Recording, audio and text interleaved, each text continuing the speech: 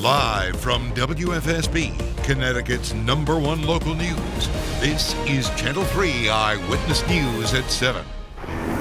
It's 7 o'clock right now on this Thursday, and we're starting you off this morning with the aftermath of Isaias. We are live on Roku, Apple TV, and the Amazon Fire Stick. Thanks for joining us. I'm Nicole Nalepa. Cash could be coming your way if you lost groceries or medication because of the power outages. Attorney General William Tong wants Eversource and United Illuminating to pay up. He officially launched that investigation earlier this week. Channel 3 Eyewitness News reporter Caitlin Nuclo has the latest details for us this morning. Tong says many people were already struggling to buy groceries before the storm because of the pandemic, and now he wants the power companies to pay people back for the groceries and medications they had to throw out during the power outage. He wants them to either cut them a check or reduce rates moving forward, and is demanding they use shareholder funds to cover it. More than a week after Tropical Storm Isaias, and people tell us they are still making grocery runs to replace the food they lost in the outage. 2 days before the storm, we went grocery shopping and we got about $200 worth of food, and we lost it all. We're going to push the utilities as hard as we possibly can, and that's why I pushed PURA yesterday. I want to make sure that the state, the Attorney General, has every legal tool available to us, and every possible remedy or relief needs to be on the table. Caitlin Nuclo, Channel 3 Eyewitness News. This morning, hundreds are still waking up without power. In New York, the power company Con Ed is expected to pay its customers. Eversource is encouraging customers to check their insurance policy to see if they could be reimbursed. Turning now to the very latest on the coronavirus here in Connecticut. The latest numbers show there are 22 new cases out of nearly 8,000 tests. The positivity rate of well under 1% is where we're at this morning, and 6 more people have died. There are also 12 fewer people in the hospital.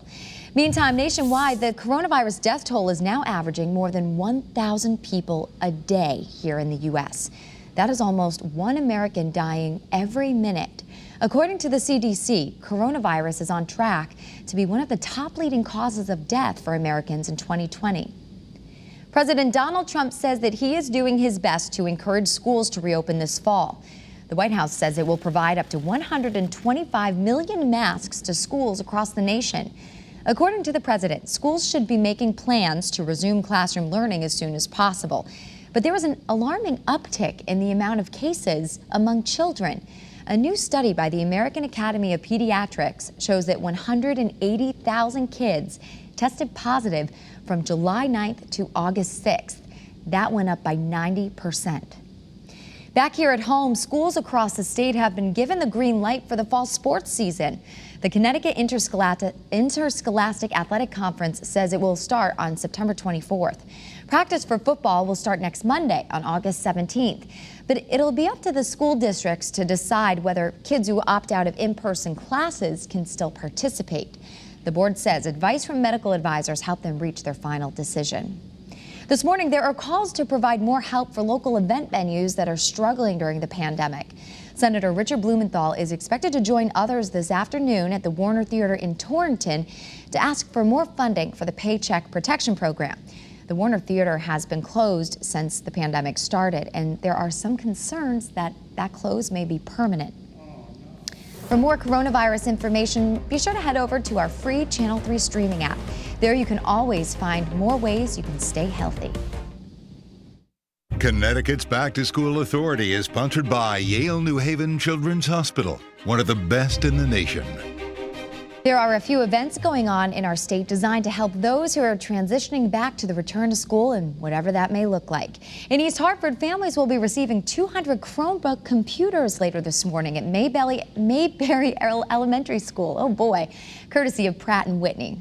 That is pretty nice. They'll ensure that every child has internet connectivity in the fall, just in case they need to utilize an in-home learning program.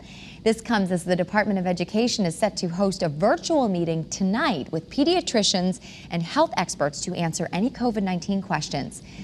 Meantime, we know the start of the school year is going to look different, but that's not stopping tax-free week from happening. Here's some good news for you. The annual sales tax-free week starts on Sunday and runs through Saturday, August 22nd. Most clothes and shoes under $100 will be exempt from Connecticut's sales tax during that time. New this morning, the Connecticut State Police Union is asking a federal judge to declare parts of the state's new police accountability law unconstitutional. The union says sections pertaining to the public disclosure of troopers' personnel files and internal affairs investigations violates records laws and exemptions in the troopers' contracts. Attorney General William Tong's office says it's reviewing the filing. Yesterday, troopers began voting on whether to express no confidence in Governor Ned Lamont and state police leaders. All right, let's talk globally and then we'll talk locally. We do have a tropical depression out there. It is number 11, and if it does get named, it will become Josephine. And it is expected to turn into a tropical storm, but not really intensify as it moves across the open waters of the Atlantic and it skirts by to the north of the islands, which is good news. And it's way away from the United States right up until Tuesday, very early in the morning. So if we do have to worry about this, of course, we'll certainly let you know. But at this point, we don't have much to talk about for the next several days. All right, our Channel 3 early warning dew poll radar indicating we do have a little bit of rain in southeast Connecticut, right along 395. If you're waking up with us in southeast Connecticut, New London County, you are getting a little bit wet. That is moving towards Rhode Island and should be gone within the hour. Beautiful sunrise in Torrington. Good morning to you. Dry conditions there. We've got a big old bug on the lens. Mr. Spider is out there. He's a web designer in Hartford. Good morning to you. Things are looking pretty good there. And the temperatures this morning, they were down from where we were yesterday. It's still above average, don't get me wrong, but we were down from yesterday. 68 in New Milford, North Granby 66, and Bristol at 68. We'll take you to Falls Village at 63, East Hampton at 70, and 73 in Killingworth. So not as humid, not as warm as it was yesterday, but it's still a bit muggy out there. The typical overnight low is 62. That's the number we should be seeing on the map, 62. We're a little bit closer to that in Salisbury at 66, but it's about 10 degrees above average in the Connecticut River Valley and even milder along the shoreline, 76 in Bridgeport and in New Haven. Now the dew points, look at that, low to mid to upper 60s. We'll take it, right? As opposed to the 70s, we'll definitely take that drop in dew points, which is good news. We're expecting partly cloudy skies during the day today. The temperatures will top out in the mid to upper 80s.